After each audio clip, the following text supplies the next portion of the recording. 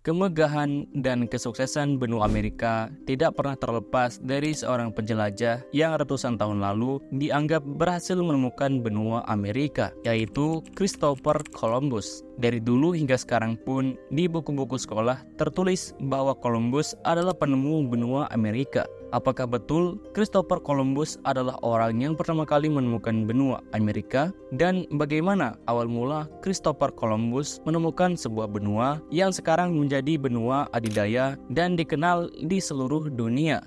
Christopher Columbus adalah seorang penjelajah dan navigator Italia yang terkenal karena menjelajahi Amerika atas nama Spanyol pada abad ke-15. Meskipun banyak yang menganggapnya sebagai penemu benua Amerika atau New World, namun ini tidak sepenuhnya akurat. Hal ini dikarenakan klaim dari kaum Viking seperti Leif Erikson yang telah mengunjungi Amerika Utara berabad-abad sebelum Columbus. Bahkan, suku asli Amerika telah tinggal di benua Amerika jauh sebelum kedatangan Viking. Perjalanan Columbus melintasi Atlantik memang membuka jalan bagi penjelajah Eropa untuk mengeksploitasi Amerika, tetapi bukanlah sebagai penemu sebenarnya dari benua tersebut. Informasi tentang masa kecil Christopher Columbus terbatas dan tidak selalu akurat, mengingat Columbus hidup pada ratusan tahun yang lalu ketika media masih terbatas. Sebagian besar pengetahuan tentang kehidupan awalnya berasal dari buku-buku yang ditulis olehnya sendiri dan dokumen arsip dari Genoa dan Savona. Dari sumber-sumber ini diketahui bahwa Christopher Columbus atau Christopher Colombo dalam bahasa Spanyol lahir di Genoa, Italia pada tahun 1451. Dia adalah putra tertua dari Domenico Colombo dan istrinya Susanna Fontanarossa.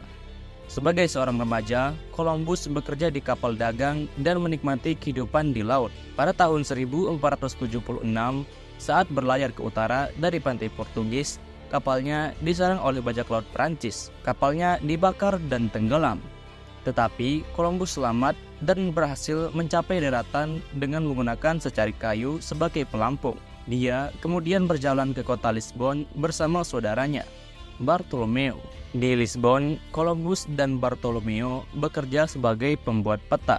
Tetapi, kedua saudara tersebut memiliki keinginan yang kuat untuk menjelajahi lautan. Columbus kemudian belajar matematika, astronomi, kartografi, dan navigasi.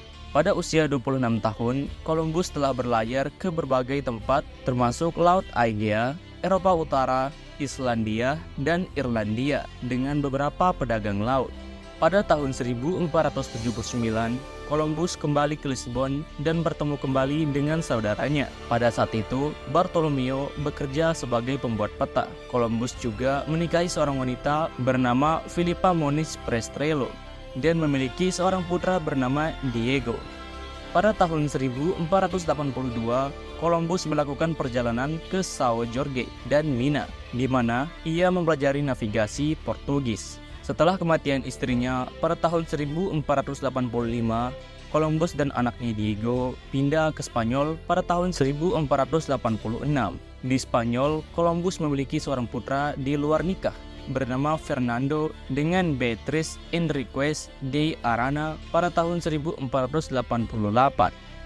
Setelah Columbus pindah ke Spanyol pada tahun 1486, dia mulai mencoba mengeksplorasi rute perdagangan barat. Percaya bahwa bumi itu bulat dan kapal bisa mencapai timur bumi, Columbus merencanakan rute perdagangan ke Asia dengan berlayar ke barat, juga berpartisipasi dalam beberapa ekspedisi ke Afrika. Dia mempelajari arus dan mata angin Atlantik yang mengalir dari Kepulauan Kanari, Spanyol ke timur dan barat. Pulau-pulau Asia di dekat Cina dan India terkenal karena rempah-rempah dan emas mereka.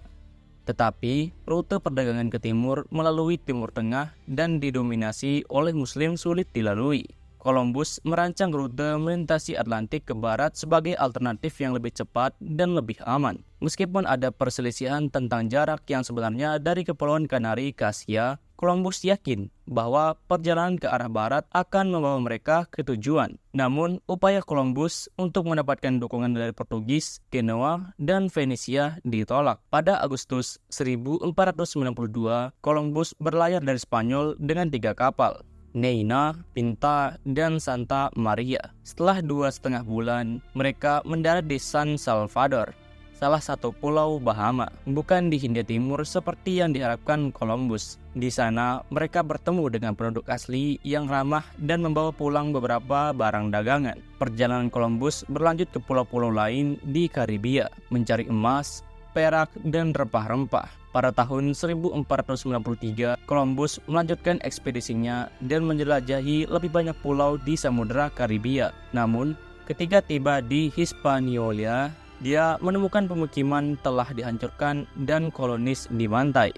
Columbus meninggalkan Hispaniola untuk mengeksplorasi lebih lanjut, mencari emas dan harta lainnya untuk memenuhi janjinya kepada raja-raja Spanyol. Namun hasilnya nihil dan dia memperbudak penduduk asli sebagai gantinya.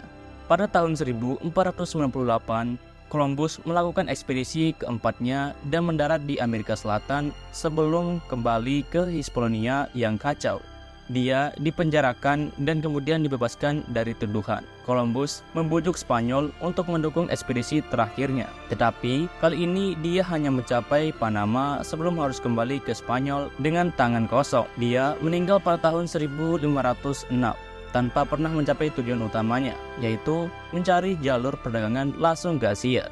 Jadi, inti dari perang Christopher Columbus dalam sejarah adalah sebagai penemu Amerika atau bukan. Secara teknis, tidak tepat untuk menyebut Christopher Columbus sebagai penemu Amerika, karena dia bukan orang pertama yang mengunjungi New World. Namun, perjalanan Columbus membuka jalan bagi eksplorasi dan eksploitasi awal di benua Amerika. The Columbian Exchange. Hasil dari perjalanan Columbus mengubah lanskap dunia dengan membedakan orang, hewan, dan makanan di antara benua-benua. Gandum dari dunia lama menjadi makanan pokok di Amerika. Sementara kopi dari Afrika dan tebu dari Asia diperkenalkan di Amerika Latin. Di sisi lain, makanan Amerika seperti jagung, tomat, dan kentang diperkenalkan ke Eropa. Columbus meninggalkan warisan kontroversial. Dia diingat sebagai penjelajah berani yang membuka jalan bagi perubahan dunia, tetapi juga bertanggung jawab atas dampak negatif yang menghancurkan penduduk asli Amerika yang dia temui dalam perjalanannya. Terima kasih buat yang nonton sampai habis. Kalau ada kritik atau saran, tulis aja di kolom komentar. Dan jangan lupa subscribe.